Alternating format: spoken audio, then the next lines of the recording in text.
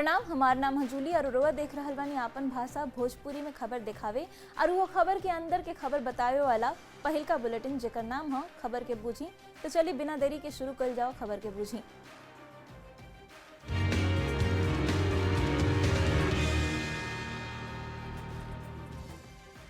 बिहार के बिक्रमगंज में जनसभा के संबोधित करत घड़ी प्रधानमंत्री नरेंद्र मोदी कहले कि सीएम नीतीश कुमार के आवे से जंगल राज खत्म भइल। पीएम बिहार के लोग से कहले कि जंगल राज फैलावे वालन से सावधान रहल जरूरी बा। पीएम के जंगल राज वाला बयान से बिहार में अब सियासी पारा चढ़ गई बा। जंगल राज वालों के झूठ और धोखे, उससे आगे भी सावधान रहना बहुत जरूरी है। जंगल राज एगो ऐसा शब्द जे करीब 20-25 साल से गाहे बगाहे बिहार के राजनीति में गूंजे लागेला। सावधान रहना बहुत एक बार फिर यही जंगल राज शब्द के जरिए प्रधानमंत्री नरेंद्र मोदी बिना नाम ले लालू परिवार पर सबसे बड़ा हमला कैले पड़े। वो दर वो दौर जंगल राज खत्म भइल, लेकिन अब भी जंगल राज फैलावे वालन से सावधान रहल जरूरी बा। जब जंगल राज वाली सरकार की विदाई हुई तो बिहार भी प्रगति के मार्ग पर आगे बढ़ने लगा। प्रधानमंत्री नरेंद्र मोदी जैसे ही जंगल राज के शब्द के जिक्र कैले, बिहार के राजनीति लहक गई। देश के प्रधानमंत्री सिर्फ आते हैं, बड़ी बड़ी बातें बोलते हैं, बड़े बड़े फेंकते हैं और बिहार को फिर से 0 सन्नाटा देके निकल गए। पीएम मोदी के जंगल राज वाला बयान पर आरजेडी और कांग्रेस के नेता तुरंत पलटवार कैले। बिहार की जनता 20 वर्षों में आपने क्या काम किया है उसको अच्छी तरह से जानती है। डबल इंजन सरकार किस तरह से काम करती है ये स्पष्ट रूप से पता है। दूसरा ओर जेडीयू के नेता खुल के पीएम के बयान के समर्थन में खड़ा दिखले। आदमी लालू जी के राज में, सामाजिक न्याय के तथाकथित पाखंडियों के राज में घर से नहीं निकलता था, अब तो बाघ और शेर जू सफारी में घूमता है और साथ साथ आदमी घूमते हैं, सब निर्भीक हो गए। मुंह में लोक जनशक्ति पार्टी रामविलास की ओर से लालू राबड़ी शासन में भइल कांड के गिनावल जाए लागल, जहां पे बलात्कारियों को टिकट मिलता था और उस पार्टी के कार्यकर्ताओं के द्वारा एक आईएएस की पत्नी का उत्पीड़न किया गया था, जहां पे अपहरण एक उद्योग बन गया था और समझौता मुख्यमंत्री आवास में होता था। आम जन को तो छोड़िए, डॉक्टर और व्यवसायी पलायन करने पे मजबूर थे। प्रधानमंत्री जब भी बिहार आवेले तब जंगल राज के जिक्र कर बिहार के नया पीढ़ी के आगाह करेले। मतलब ई कि शाहबाद के सभा से प्रधानमंत्री नरेंद्र मोदी बिहार के जनता के साफ संदेश देले कि बिहार में विकास खातिर जंगल राज से दूरी और डबल इंजन के सरकार जरूरी बा। न्यूज तो खबर हुआ देखनी अब प्रधानमंत्री नरेंद्र मोदी के जंगल राज वाला निशाना के बूझी। 1990 में लालू प्रसाद पहला बार मुख्यमंत्री बनलन। सामाजिक न्याय के मसीहा के रूप में उनकर पहचान बनल। जब वो मुख्यमंत्री बनलन तो पिछड़ा वर्ग के सत्ता में हिस्सेदारी दिलावे के मिशन उनकर मालन गई। बाकी लालू राज पर कई गो आरोप लागल भ्रष्टाचार के, आरोप लागल जातिवाद के, आरोप लागल खराब कानून व्यवस्था के। 1990 से 2005 के बीच परिवारवाद के भी आरोप लालू प्रसाद पर लागल। लालू प्रसाद जब उनका जेल जाए के पड़ल तो उनकर पत्नी राबड़ी देवी मुख्यमंत्री बनली। मुख्यमंत्री के कुर्सी घर में ही रह गई, मतलब एगो गृहिणी रही, उनका के मुख्यमंत्री के कुर्सी पर बैठा दिल गई। तब परिवारवाद के आरोप लागल। एकरा साथ ही अपराध के घटना बढ़े लागल रहे। अपराध जैसे कि अपहरण, रंगदारी, माफिया राजनीति, ये सब खूब देखे के मिलल लालू राबड़ी शासनकाल में। 5 अगस्त 1997 के पटना हाईकोर्ट की ओर से जंगल राज शब्द के इस्तेमाल पहल का बेरा कैल गई। अब इहो बूझी कि पटना हाईकोर्ट वो आदेश में आखिर कहले का रहे। पटना हाईकोर्ट कहलस कि बिहार में सरकार नहीं खे, भ्रष्ट अफसर राज्य चला रहल बने, बिहार में जंगल राज कायम हो गई बा, ई कहल रहे पटना हाईकोर्ट। कोर्ट जब शब्द देलस तो नेता लोग एकरा के लपक ले। लालू परिवार सत्ता से बेदखल हो गई। जंगल राज के गूंज अब वहीं तक एकर सुनाई देता, भले ही लालू प्रसाद सत्ता से बेदखल हो गए बने। बिहार में प्रधानमंत्री मोदी जंगल राज के जिक्र करेलन जब आवेलन तब जंगल राज के जिक्र करके लालू परिवार पर ऊ निशाना साधेलन। बिहार में यही साल विधानसभा के चुनाव होखे वाला बा। लालू राबड़ी शासन के 20 साल हो चुकल बटे, काहे कि 20 साल से नीतीश कुमार बिहार में मुख्यमंत्री बाड़े। फर्स्ट टाइम वोटर ओह दौर के नईखन देखले, काहे कि ओ घड़ी उ लोग बहुते छोट हुई लोग, चाहे ओ घड़ी उ लोग जन्म ना ले हुई लोग। पीएम मोदी युवा लोग के बतावत बाड़े कि उ दौर कैसन रहे, ताकि उ लोग भले देखले नहीं कि बाकी एकरा बारे में उ लोग के पता रहे। अब ओइसन दौर बिहार में फिरू से ना आ पावे, यह अपील लगातार प्रधानमंत्री मोदी बिहार के युवा से कर रहल बने। एकरे खातिर उ बार-बार जंगल राज के दुहाई देता रहे, सब युवा के याद दिलावता नहीं कि कैसे बिहार में जंगल राज रहे। अब बढ़ल जाओ अगला खबर की ओर। बिहार एनडीए में का सीट बंटवारा पर मुहर लाग गइल बा। इस सवाल राजनीतिक गलियारन में तेजी से ये घड़ी उछल रहल बा। सूत्र से मिलल जानकारी के मुताबिक एनडीए में सीट बंटवारा पर लगभग बात बन गइल बा। एनडीए के नेता एह पर अबही कुछ खुल के तो नइखन कहत, बाकी ई इशारा जरूर कर रहल बने कि सहयोगी दल के बीच तालमेल बन गइल बा।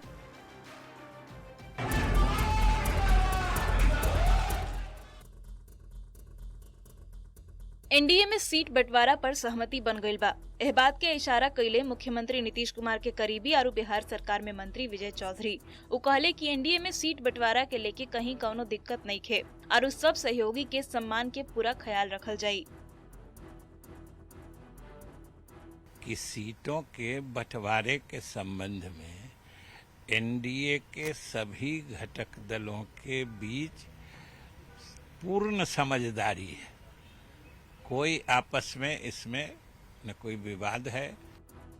एनडीए के सब नेता एह और इशारा कर रहल बने कि बिहार में सीट बंटवारा के लेके बात लगभग बन गइल बा। बाकी एह पर अबही केहू कुछो साफ-साफ कहे से बाच रहल बा। उसी तरह सीट बंटवारे का कहीं कोई दिक्कत नहीं है। ये काम केंद्रीय नेतृत्व का है, इसलिए मैं इस पर कोई चर्चा नहीं कर सकता हूं।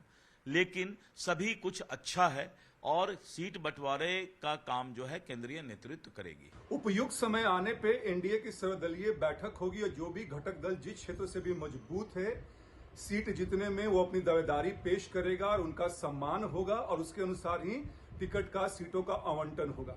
क्योंकि हमारा मूल उद्देश्य है 2025 में प्रचंड बहुमत से फिर से बिहार में सरकार बनाना। और बहरहाल चुनाव में अब बहुते दिन बाचल नहीं खे और सूत्र बता रहल बाड़े कि जून के आखिर में चाहे जुलाई में एनडीए में सीट बंटवारा पर मुहर लाग सकत बा, ताकि एनडीए के उम्मीदवार बेहतर तैयारी के साथ ही चुनावी मैदान में उतर सकस।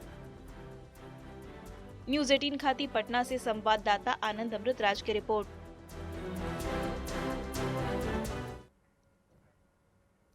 चलिए अब खबर के बूझे जाओ। एनडीए में सीट शेयरिंग के फॉर्मूला के बूझे खातिर पहले ई बूझी कि एनडीए में कौन कौन दल शामिल बा।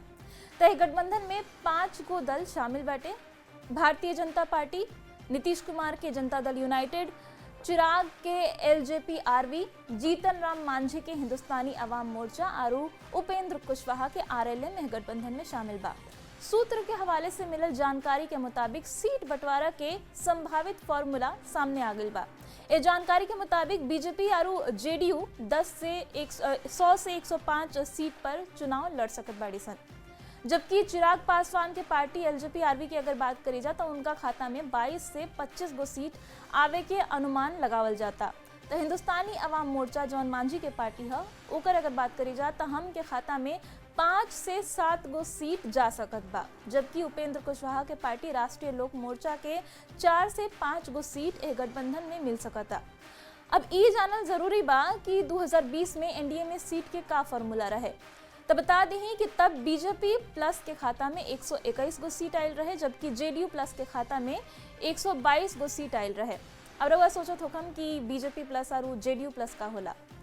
तब बंटवारा में ई तय भइल रहे कि बीजेपी आपन सीट में से वीआईपी के सीट दी, मतलब जितना सीट बीजेपी प्लस के मिली ओमे से वीआईपी के सीट दिल जाई। तो जेडीयू के खाता में से हम के सीट मिली। तो ऐसे में बीजेपी मुकेश सहनी के वीआईपी के 11 गो सीट दिले रहे, तो खुद 110 गो सीट पर चुनाव लड़ल रहे। तो जेडीयू की अगर बात करी जाए तो जेडीयू 115 गो सीट पर खुद चुनाव लड़ल और मांझी के पार्टी हिंदुस्तानी अवाम मोर्चा के 7 गो सीट जेडीयू की तरफ से दिल गई रहे। अब चुनाव में केकरा कितना सीट पर जीत मिलल इहो जान ली। बीजेपी के 2020 के विधानसभा चुनाव में 74 गो सीट पर जीत मिलल रहे, जबकि जेडीयू के खाता में खाली 43 गो सीट आयल रहे। मांझी के हिंदुस्तानी आवाम मोर्चा और मुकेश सहनी के वीआईपी के 4 गो सीट पर जीत मिलल रहे। 2020 में चिराग और कुशवाहा के पार्टी एनडीए के हिस्सा ना रहे लोग, एनडीए से अलग चुनाव लड़ रहे लोग। चिराग के पार्टी के खाली एगो सीट पर 2020 के विधानसभा चुनाव में जीत मिलल रहे, जबकि उपेंद्र कुशवाहा के पार्टी 2020 के विधानसभा चुनाव में अपन खाता भी ना खोल पावल रहे। मतलब कि अलग अलग चुनाव लड़ला से सभे के नुकसान भइल रहे। 2025 में पांचों दल अब एक साथ चुनाव लड़े वाला बाड़े। बीजेपी और जेडीयू दोनों गठबंधन के बड़ दल बा, यही से ए बार भी सीट बंटवारा के फॉर्मूला में जानकारी ई बा कि ज्यादा सीट मिल सकता। तो सीट बंटवारा के फॉर्मूला लगभग तय हो गई बा, एकरा पर जल्द ही फैसला भी आ सकता। बढ़ल जाओ अगला खबर की ओर। केंद्र सरकार धान, कपास, सोयाबीन, अरहर समेत खरीफ के 14 गो फसल के मिनिमम सपोर्ट प्राइस माने कि एमएसपी बढ़ा देले बा। धान के नया एमएसपी 2369 रुपया का तय कल गई बा, जवन की पिछला एमएसपी से 69 रुपया बेसी बा। तो दाल में अरहर दाल के एमएसपी 450 रुपया बढ़ा के 8000 रुपया प्रति क्विंटल कर दिल गई बा।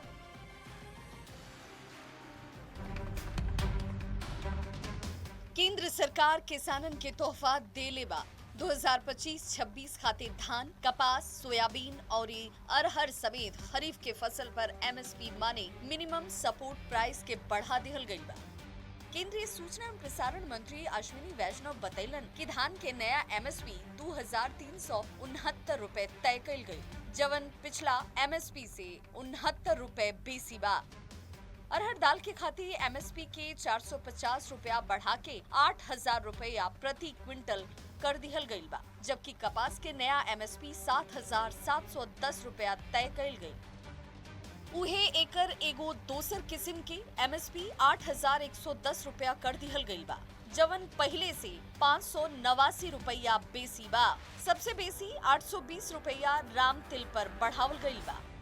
पिछला साल राम तिल के एमएसपी 8717 रुपया रहे, जेकरा के 2025-26 खातिर बढ़ा के 9537 रुपया कर दिहल गईल बा। जैसा कि प्रधानमंत्री श्री नरेंद्र मोदी जी ने प्रतिबद्धता दिखाई है किसानों को उनकी कॉस्ट के ऊपर 50% मिनिमम मार्जिन मिले, कम से कम मार्जिन मिले, उसका ध्यान रखा गया है। नए का एमएसपी से सरकार पे 2,07,000 करोड़ रुपया के अतिरिक्त बोझ पड़ी। पिछला फसल सीजन के तुलना में 7,000 करोड़ रुपया बेसी बा। सरकार के मंशा बा कि एमएसपी फसल के लागत से कम 50% बेसी होखे। एमएसपी तय करत समय इस बात के ध्यान रखल गई। एकरा अलावे किसानन के राहत देवे खातिर मोदी कैबिनेट किसान क्रेडिट कार्ड पर कम ब्याज में लोन देवे जा रहल बिया। किसान केसीसी से 3 लाख रुपया तक के लोन 7% ब्याज पर ले सकत बाटे, जेकरा में बैंक के 1.5% ब्याज सब्सिडी मिलेला। Bureau report, news 18। तो एमएसपी बढ़ा दिल गई बा। अब एकर मतलब कहा ही बुझल जाओ। सबसे पहले ही बुझी कि एमएसपी का होला। एमएसपी मतलब मिनिमम सपोर्ट प्राइस, जकरा के हिंदी में न्यूनतम समर्थन मूल्य कहल जाला। माने न्यूनतम समर्थन मूल्य जे किसान लोग के उनकर फसल पर देल जाला, ओकरा के एमएसपी कहल जाला। अब बुझी कि एमएसपी के जरूरत काहे बाटे। बाजार के उतार चढ़ाव के किसान लोग पर बहुते ज्यादा असर पड़ेला। किसान के न्यूनतम कीमत मिलत रहे, एकरा खातिर एमएसपी तय कइल जाला। सरकार अब एमएसपी लागू कैसे करेले, ई एगो बहुते बड़ सवाल बा मन में उठत होई। तो commission for agriculture cost and prices के सिफारिश पर एमएसपी मतलब कि मिनिमम सपोर्ट प्राइस तय कइल जाला। अब बुझे कि एमएसपी के फायदा का होला। फिक्स एश्योर्ड प्राइस के काम करेला एमएसपी, मतलब कि एगो तय राशि मिलत रहेला किसान लोग के, भले बाजार के स्थिति कैसन को रहे, चाहे उतार होके चाहे चढ़ाव होके। बीमा पॉलिसी के तरह ई एमएसपी जौन बा उ काम करेला। एमएसपी के लेके सरकार के का मंशा बा इहो बूझ नहीं। सरकार के मंशा बाटे कि किसान लोग के फायदा होखे, लागत से कम 50% बेसी किसान लोग के कमाई हो जाए, यही से एमएसपी लागू कइल जाला। 11 साल में अब एमएसपी कितना बढ़ल बाटे इहो जान ली। धान के एमएसपी 11 साल में 1360 रुपया से बढ़ के 2369 रुपया हो गई बा, मतलब कि 1009 रुपया धान के एमएसपी बढ़ल बाटे। अगर अरहर दाल के बात करी जाए तो 11 साल में 4350 रुपया से बढ़ के 8000 रुपया हो गई बा, मतलब कि एकरा में 3650 रुपया बढ़ावल गई बा। अगर ज्वार के बात करी जाए तो 2014 से 15 में एकर एमएसपी 1530 रुपया रहे, अब एकर एमएसपी 3699 रुपया बा, मतलब कि एकरा में 2169 रुपया के बढ़ोतरी भइल बा। मूंग दाल के अगर बात करी जाए तो एकर एमएसपी 4600 रुपया रहे 11 साल पहले, अब एकर एमएसपी 8768 बाटे, मतलब कि एकरा में 4168 रुपया के बढ़ोतरी भइल बा। कपास के अगर बात करी जाए तो 2014-15 में एकर एमएसपी रहे 3750 रुपया, अब 2025-26 में एकर एमएसपी कर दिल गई बाटे 7710 रुपया, मतलब कि कपास के फसल में 3960 रुपया एमएसपी बढ़ावल गई बा। तो एकरा से किसान लोग के बहुते फायदा होखे वाला बा। एगो खुशखबरी बा किसान लोग खातिर, जेकरा से एगो सपोर्ट आरू बढ़ गई बाटे। अब बढ़ जाओ अगला खबर की ओर। भारत नेपाल सीमा पर पिछला कुछ दिन से घुसपैठ के कोशिश बढ़ गई बा।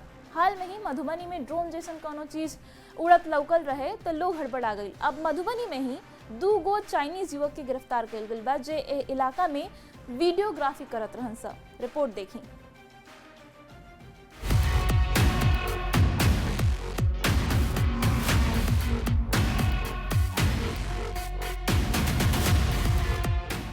नेपाल के रास्ते भारत में घुसपैठ की कोशिश की खबर लगातार सामने आ रहल बा। अब बिहार में मधुबनी के इंडो नेपाल बॉर्डर के पास 2 गो चाइनीज युवक के वीडियोग्राफी करत घड़ी गिरफ्तार कइल गई।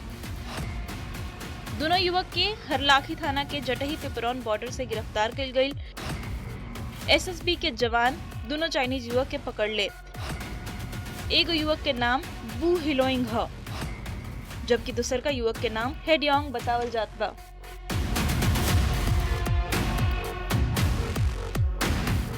पूछताछ में दोनों युवक बतैलन सा कि नेपाल भारत सीमा पर टिकटॉक खातिर वीडियो बनावत रहन सा। दोनों 11 मार्च से ही नेपाल में आयल बाड़न सा।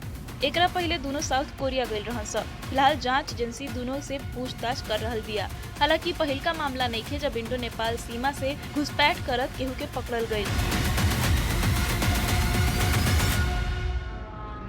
मधुबनी में भारत नेपाल सीमा पर पिछला कुछ दिन से हरकत बढ़ गई बा। हाल ही में नेपाल बॉर्डर से मधुबनी में ड्रोन जैसन कोनो चीज उड़त नजर आयल, जेकरा से लोग में दहशत फैल गई।